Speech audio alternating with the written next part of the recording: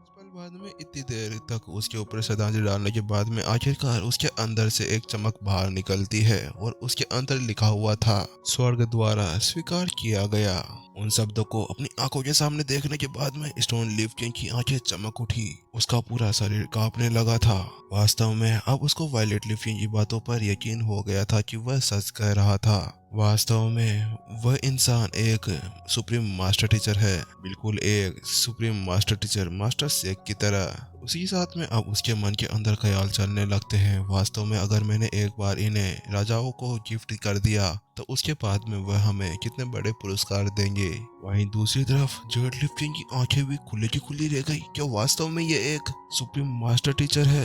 होना तो ऐसा ही चाहिए क्योंकि स्वर्ग द्वारा स्वीकार किया गया है। और टॉप 5 राजाओं के अंदर होने के बाद में उसको भी इतना तो पता ही था कि सुप्रीम मास्टर टीचर क्या होता है। वह इन शब्दों से अच्छी तरह से वाकिफ था। मन ही मन में सोचने लगता है, तभी ये मेरे को यहाँ पर जल्दी जल्दी में बुला रहे थे।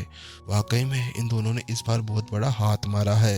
इनके हाथों में इस बार बहुत बड़ी मछली हाथ में लगी है। जेड लिफ किंग ने उत्सुकता के साथ में अपनी मुट्ठियां जोर से बंद कर ली और वहीं दूसरी तरफ नितिन ने मुंह खोला।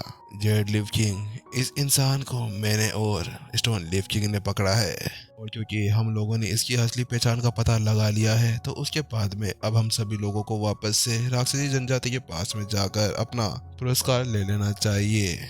ये देखते हुए कि नितिन का द्वारा बनाया गया प्लान पूरी तरह से सफल हो गया था, उसने एक राहत की सांस ली और फिर उसने क्या किया, कर दिया अपना काम स्टार्ट, लगा दिया तेल और माचिस और अब उन दोनों के बीच में आग लगाने की तैयारी करने लगा।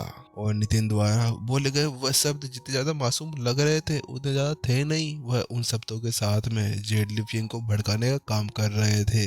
नितिन के उन शब्दों के अंदर साफ साफ ये बोला जा रहा था कि उन्होंने जो ये सुप्रीम मास्टर टीचर को पकड़ा है इसके अंदर क्या वो उन दोनों का ही हक है, इसके अंदर जेड लिपिंग का बिल्कुल भी हक नहीं है, वह इसके ऊपर बिल्कुल भी हक नहीं जता सकता।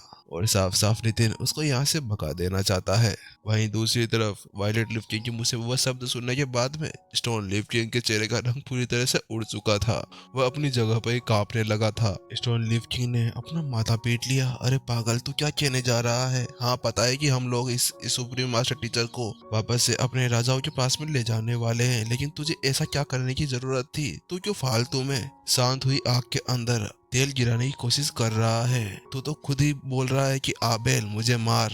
स्टोन लिफ किंग के दिल के अंदर ऐसे ही ख्याल चल रहे थे क्योंकि वास्तव में उसने नितिन से ऐसा कुछ नहीं कहा था जैसा कि वह अभी कह रहा था। जैसा कि स्टोन लिफ किंग का कलर पूरी तरह चेंज हो गया था, वहीं दूसरी तरफ ऐसे ही जेड लिफ किंग का कलर भी अब गुस्से से लाल होने लगा था। लेकिन उसने अपना गुस्सा बाहर नहीं निकाला, उसने अपने गुस्से को शांत करते हुए उन दोनों से कहा, देखो अभी हम सभी को यहाँ पर एक मिशन के लिए भेजा गया है, इसीलिए पहले हमें उस मिशन को पूरा करना होगा, वरना उस मिशन को पूरा करे हुए इस सुप्रीम मास्टर टीचर को लेकर वहां पर चले गए तो उसके बाद में हम सभी के ऊपर बहुत ज्यादा खतरा आ सकता है और तुम चाहते हो कि तुम दोनों वहां पर जाकर कोई मुसीबत के अंदर पड़ जाओ। एक क्रूर सी मुस्कान के साथ में जेड लिफ किंग ने उन दोनों से कहा।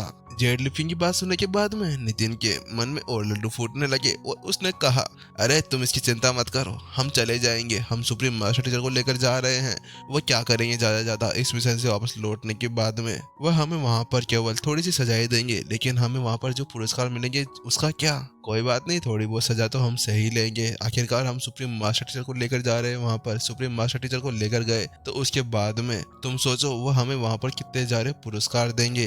वायलेट लिफ किंग ने अब उन दोनों को जवाब दिया। वहीं दूसरी तरफ वायलेट लिफ किंग के मुंह से वह शब्द सुनने के बाद में अब तो स्टोन लिफ किंग को ऐसा लग रहा था कि किसी भी पल वह यहीं पर ही बेहोश हो जाएगा। अरे पागल राक्षस, तुम पागल राक्षस ही हो सारे सारे, किसी के अंदर दिमाग तो होता नहीं है, फालतू में तेरे को यहाँ मुंह खोलने की क्या जरूरत थी? हम शांति से यहाँ से निकल सकते थे, आखिरकार तेरे को यहाँ पर इस तरह से मजे लगाने की क्या जरूरत थी? आखिरकार वह मेरे हिसाब से शांति से यहाँ से चला ही जाता और अगर वह यहाँ पे लड़ने की कोशिश करता तो वो बात अलग थी, लेकिन तुझे अभी से ही ये सब करने की क्या जरूरत थी? अब तो वह राक्षस अपने बालों को नोचने लगा था।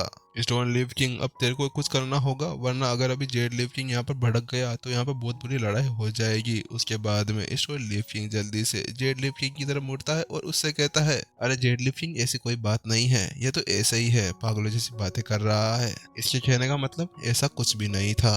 और अब स्टोन लीफ किंग उसको समझाने के लिए उसकी ओर बढ़ने लगा, लेकिन वह अपने आधे रास्ते के अंदर ही था कि जेड लीफ किंग ने अपना हाथ उठाया और उससे कहा, तुम वहीं पर ही रुको, तुम पहले ये बताओ कि तुम्हारी भी यही राय है जैसा कि ये कह रहा है। लेकिन इससे पहले कि स्टोन लीफ किंग उसकी बात का जवाब दे पाता, उससे पहले नितिन फिर से कूद पड़ा और उसने कहा, हाँ बेशक, इसमें कोई बड़ी बात थोड़ी ना है, मैंने और स्टोन लीफ किंग ने पहले ही इसके बारे में बात कर ली है। अगर आप वास्तव में यहाँ से शांति से चले जाते हैं तो हम आपको छोड़ देंगे, वरना अगर आप यहाँ पर हमसे लड़ने की कोशिश करते हैं और इसको यहाँ से छीनने की कोशिश करते हैं तो फिर उसकी जिम्मेदार आप खुद होंगे। नितिन अभी अपने चेहरे के ऊपर एक गुस्से के भाव के साथ में जेड लीफ किंग से कह रहा था। नितिन के इन शब्दों को सुनने के बाद में अब तो ऐसा लग रहा था कि धरती फट जाए और स्टोन लीफ किंग उसके अंदर समा जाए। वो तो अपने दिमाग में सोच रहा था और उसको सोचते सोचते उसका दिमाग भी फट सकता था किसी भी वक्त।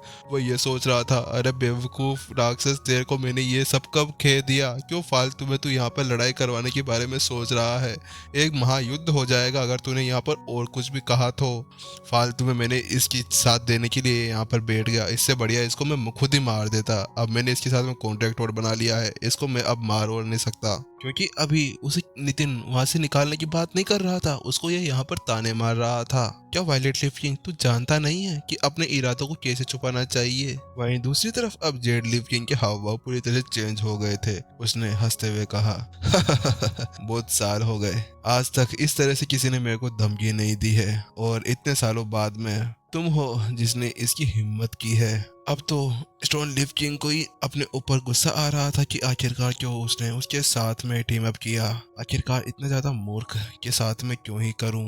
अब वही समझाने के लिए वह जेड लीफ किंग की तरफ जाने लगा। अरे ऐसी कोई बात नहीं है, ये तो ऐसे ही कह रहा है। जब वह उसको वहां पर शांत करने के लिए जा रहा था तो अचानक से दूर से एक कहराने की आवाज आती है, क्योंकि अब पार्थ जाग चुका था और वह खिसकते हुए उनकी तरफ आ रहा था। उसने उठते हुए कहा, हाँ तुम किसके बारे में बात कर रहे हो?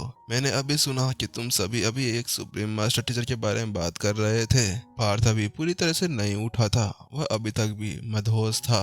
वो तो अभी ये सभी सुप्रीम मास्टर टीचर के बारे में बात कर रहे थे, इसीलिए वह उठा और उनसे पूछने लगा। नितिन ने जब पार्थ को बेहोश किया था तो उसके अंदर केवल अपनी नॉर्मल हथेली का यूज किया था, तो उसके बाद में वह अस्थायी रूप से ही बेहोश हुआ था, क्योंकि वह एक कॉम्बैक्ट मास्टर था और इसी के साथ में उसके अंदर झकी फूट फूट कर भरी हुई थी, और इसलिए उसको ज्यादा समय नहीं लगा वापस से अपने पैरों पर खड़े होने में। पार्थ को ऐसे जागते हुए देख स्टोन लीफ किंग उसकी तरफ बढ़ा और उसने कहा, अच्छा तुम उठ गए। ये देखकर कि पार्थ फिर से उठ चुका था, स्टोन लीफ किंग बड़ा खुश हुआ, क्योंकि अब उसको पक्का विश्वास था कि अब वह उठ गया है तो फिर वह उसको अपने साथ में राक्षसों के पास में ले जा सकेगा और वहां पर ले जाकर इसके मुंह से कुछ भी निकलवा सकेगा, और इसके अंदर अब उसे वायलेट लीफ किंग की जरूरत भी नहीं पड़ेगी, क्योंकि इतनी देर से इस नालायक के साथ में रह रहकर उसका सर दर्द होने लगा था। और वहीं दूसरी तरफ पार्थ का भी अलग ही हाल था, क्योंकि उसको तो ऐसा लगा था कि वह अभी यहाँ से जान बचाकर भागने में कामयाब हो गया हो या फिर कोई अच्छी सी सुरक्षित सी जगह पर होगा, क्योंकि उसने अभी अभी सुना था सुप्रीम मास्टर टीचर आ गया है। उसी वजह से तो वह अपना मुंह खोला था, वरना उसको कहाँ पे जमी थी कि वह अपना मुंह यहाँ पर खोले। वहीं दूसरी ओर स्टोन लीफ किंग सोच रहा था और उसके सोच से परे अचानक से एक आवाज आती है, बूम, और उसी के साथ में पार्थ के सर के ऊपर एक और किक जाकर लगती है और पार्थ फिर से ढेर हो जाता है और बेहोश हो जाता है, क्योंकि नितिन ने फिर से एक और बार जमकर किक मारकर उसको फिर से बेहोश कर दिया था। क्योंकि इस बार फिर से वह ऐसे तो नहीं कर सकता था ना कि उसको हथेली से ही वापस से सुलाए, क्योंकि अगर फिर इस बार उसने वही काम किया तो इनको उसके ऊपर शक हो जाना था, और बेचारा पार्थ उसके ऊपर इतनी देर से जुल्म ढा रहे थे, उसका क्या। नितिन को ऐसा करते हुए देख स्टोन लीफ किंग की आंखें खुली खुली रह गई। अरे पागल इंसान, तूने क्या कर दिया? क्या तुमने अभी अभी मेरे से नहीं कहा था कि तुम इतने दिन साथ में रहने के बाद में एक दूसरे को अच्छी तरह से जानने लगे और एक दूसरे के बहुत ज्यादा करीब आ गए हो? क्या तुम्हें ऐसा करना चाहिए था? उस बेचारे को बार बार मारे जा रहे हो।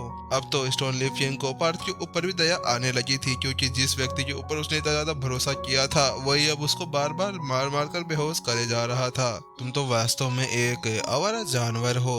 वहीं जेडलीफ किंग पार्थ के ऊपर कोई ध्यान नहीं देता कि वह बेहोश है कि बैठा हुआ है। उसने जल्दी से नितिन की ओर नजरें घुमाई और उससे कहा, तुम मुझसे क्या कह रहे थे इतनी देर? तुम्हारा मुंह बहुत ज्यादा चलने लगा है। तुम कह रहे हो कि तुम मुझे मारोगे?